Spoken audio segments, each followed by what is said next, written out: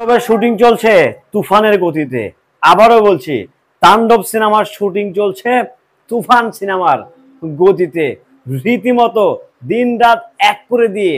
এখনো সিনেমার ভিলেন চূড়ান্ত নয়, বাট তারপরেও দিন রাত এক করে চলছে তাণ্ডব সিনেমার শুটিং।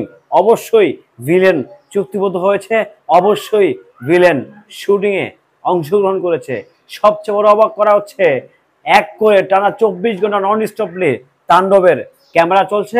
কারণ এনি হাউ কুরবানিতে মুক্তি দিতেই হবে, কারণ রোজার ঈদ অলরেডি দখল করে নিয়েছে real energy production megastar Shakib খানের। হ্যালো এভরিওয়ান, আসসালামু আলাইকুম। শিমুল আছি আপনাদের সঙ্গে। কেমন আছেন সবাই? আশা করি সবাই খুব ভালো আছেন। আমি আলহামদুলিল্লাহ ভালো আছি। ফুরফুরা মেজাজে আছি আর কি, চলছে। মেগাস্টার শাকিব খানের তাণ্ডব সিনেমাটি এত জোর গতিতে শুটিং চলছে, দিন রাত, রাত আর দিন নাই, মানে 18 ঘন্টা 19 ঘন্টা 20 ঘন্টা এরকম করে ডিউরেশন করে শুটিং চলছে। শাকিব ভাইয়ের পার্ট শেষ, অন্য কারো পার্ট চলছে, মানে একাধারে শুটিং, তারপরে এডিটিং, তারপরে সাথে সাথে ফাইনাল রিপোর্ট। অর্থাৎ একটা সিনেমা কিন্তু অনেক বড় কর্মযোগ্য, সেই কর্মযোগ্যটাকে অনেক ছোট করেছে পরিচালক রায়হান রাফি। আমি আবারও বলছি, বাংলাদেশের একমাত্র সুপারস্টার ডিরেক্টর রায়হান রাফি। রাফি ভাই, উনি ওনার জায়গা থেকে, উনি ওনার যোগ্যতা অনুযায়ী, ওনার পূর্বের অভিজ্ঞতা অনুযায়ী উনি কুরবানি ঈদেই কিন্তু তাণ্ডবকে নিয়ে আসবে। সেই জন্য কিন্তু তুফানের গতিতে চলছে তাণ্ডবের শুটিং। এখন তাণ্ডব টিম অবস্থান করছে কোথায়? সুদূর বিশ্ববিখ্যাত রাজশাহীতে। বাংলাদেশের সুন্দরের নগরী যাকে ধরা হয়, রাজশাহী শহরে কিংবা আনাচে কানাচে বিভিন্ন গোডাউনে সিকোয়েন্সের শুটিং চলছে তাণ্ডবের। এই তাণ্ডব যে কোথায় গিয়ে ঠেকবে সেটা জাস্ট সময় বলবে। বাট এখন আপাতত যে আপডেটটা, দিন রাত এক করে তাণ্ডবের শুটিং চলছে। আর তাণ্ডব সিনেমার ফাইট ডিরেক্টরকে বুঝে গেছেন তো না? নতুন করে নাইবা বললাম, তাণ্ডব সিনেমায় কিন্তু সাবিলা নুরি থাকছেন। সাবিলা নুরির আশায় কিন্তু অবশেষে পূর্ণ হচ্ছেন।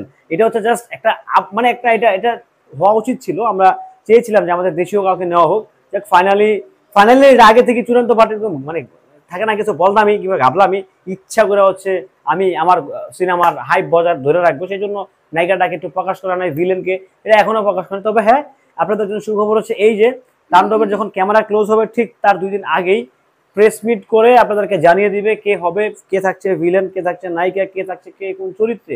সকল চরিত্রগুলোকে কিন্তু কি পাবলিশ করা হবে। এবং কি ভাই, খুব ভাইটাল ক্যারেক্টার কিন্তু তাণ্ডবে আছে।